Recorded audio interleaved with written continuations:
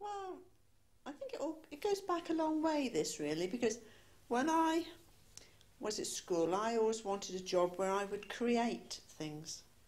I always thought window dressing was fantastic in those days. Did you ever do any? No, but when I used to go to London and you used to go up at Christmas time and go to all the big stores, they'd always have these fantastic displays in their windows, and I always thought I'd love to do that.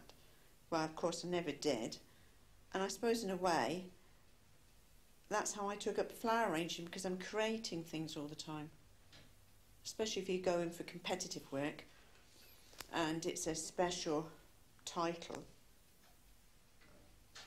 For historical gardens, for instance, well then you'd have to read it all up, and that's the interesting part really, is going into the history of things. Victorian lady gardens. But then you see we always had people in our house, I mean it was never ever empty. What interested you in these? Because where we lived was opposite a bus stop and opposite the camp gate, so I mean people were always coming in and stopping with us.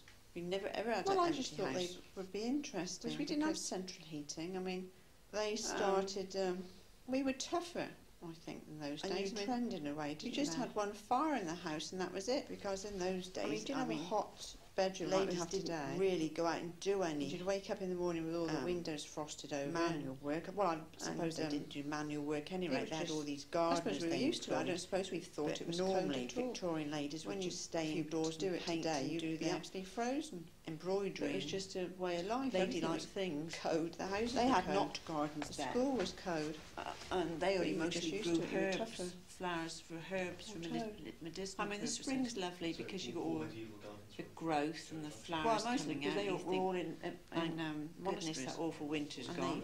Yeah, and it's going to get nice and warm. Grew all the herbs, planting things again. You would go to a monk.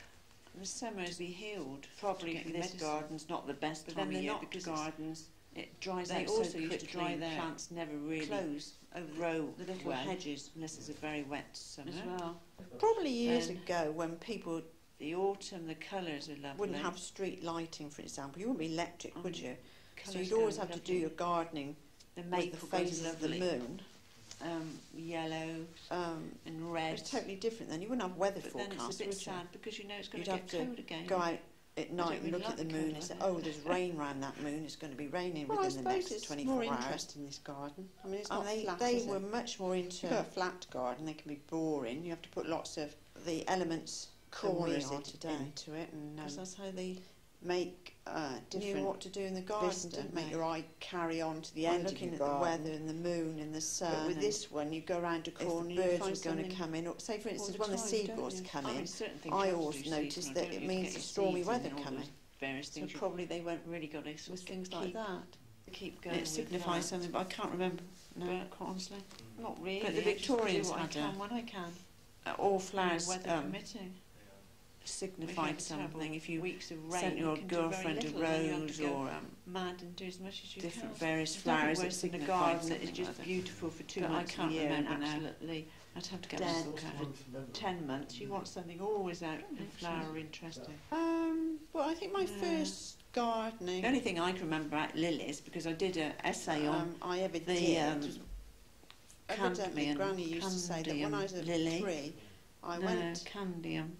Madonna lilies next to where we lived, and I picked all the tulip heads off. And she was terribly embarrassed. That went back to Byzantine times. I think that was the first gardening. And the Romans are reputed to have brought it over. Grew I just always lived in the garden. They used the bulb to rub on their sore feet. Didn't have time to do the flower garden. So they say the Romans could have brought it over with them and planted it. So if I wanted any flowers, I had to go grow my own.